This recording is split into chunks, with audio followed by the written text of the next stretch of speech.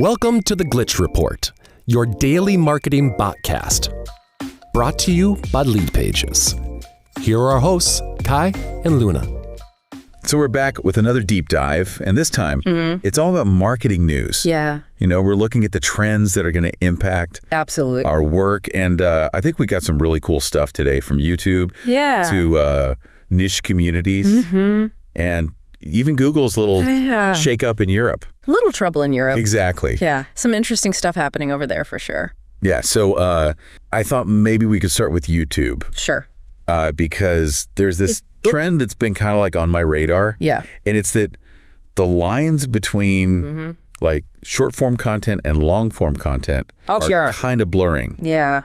And I know you're trying to reach like, you know, a younger demographic. Gen Z specifically. Yes, exactly. Yeah. So I was curious about, you know, what you think about this trend Sure.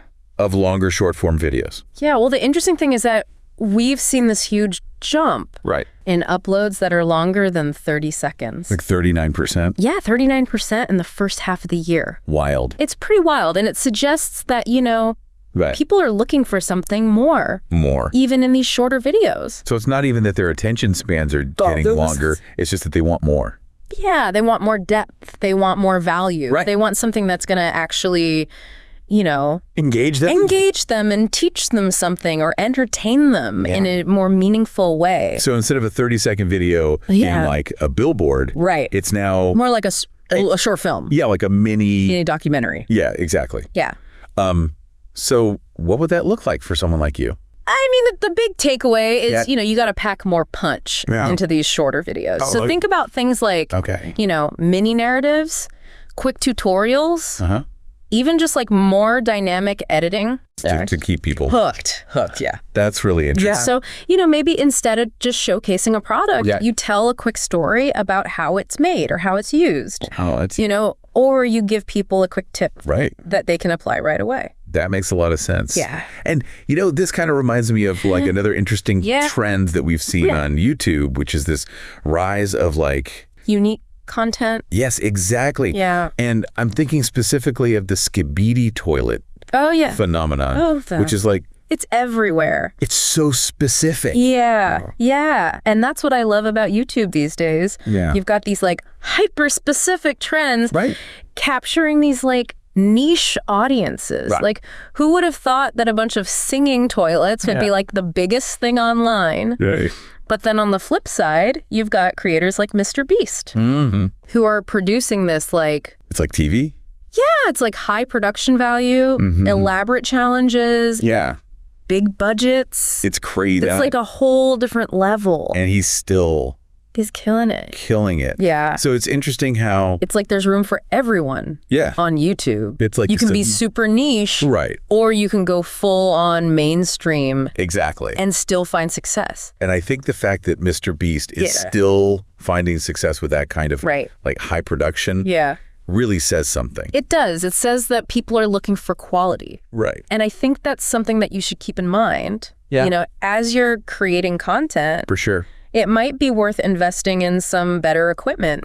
Or, you know, just taking your time to really polish your videos. Because people can tell the difference between something that's slapped together and something that's really well made. Awesome. Okay, so let's move on to another trend that's been kind of like fascinating me. And that's the whole micro communities thing. Oh, yeah. I'm hearing this a lot. Yeah, it's a big one. But I'm kind of curious about why are they becoming... Okay, so imagine you got these online spaces, right? And they're like little hubs of people who are all passionate about a specific thing. Got it. It could be vintage typewriters. It could be sustainable living, whatever it is. They're all gathered in this one place. Now, for marketers, this is gold. Why? Because you've got this highly engaged audience who are already primed to be receptive to brands that align with their interests. So it's like a built-in... It's a built-in target market. It's like they're raising their hands and saying, hey, we're interested in this. So how do you reach them? It's not about reaching millions. Okay. It's about building deep, authentic connections with a smaller group. Okay. So instead of trying to blast your message out to everyone, you focus on becoming a part of the conversation in these communities. So how do you avoid coming across? Yeah, that's the key. Like inauthentic. Right. You don't want to just barge in and start selling stuff. Yeah. You got to understand the community's values and engage in a way that feels organic. Like. So, for example, you could host Q&As with experts. Okay. You could run exclusive contests. You could share valuable content that's related to the community's interests. It's like being a good guest at a dinner party. Exactly. I contribute to the conversation. Right. You're respectful. You don't just try to sell everyone insurance. I love that. Yeah. Okay, so micro-community engagement. It's a totally different mindset. It is. It's more about... Yeah, it's about building relationships. Yeah. It's about adding value. Awesome. Yeah. Okay, last thing I wanted to hit on is Google. And what's going on with Google? It seems like they're having a tough time in the EU. Yeah, they are. Their market share is... It's going down. Declining. Yeah. And I think this is a really interesting story. Okay. Because it shows how the power dynamics are shifting in the digital world. Okay. So the EU has been cracking down on big tech. Okay. And they've implemented this thing called the Digital Markets Act. Okay, the DMA. The DMA, yeah. And it's basically designed to give users more choice. Okay. So, for example, when you set up a new phone, you used to just automatically get Google. Oh, yeah. As your default search engine. Yeah. Now you get to choose. Well, that's right. You can pick DuckDuckGo. Yeah.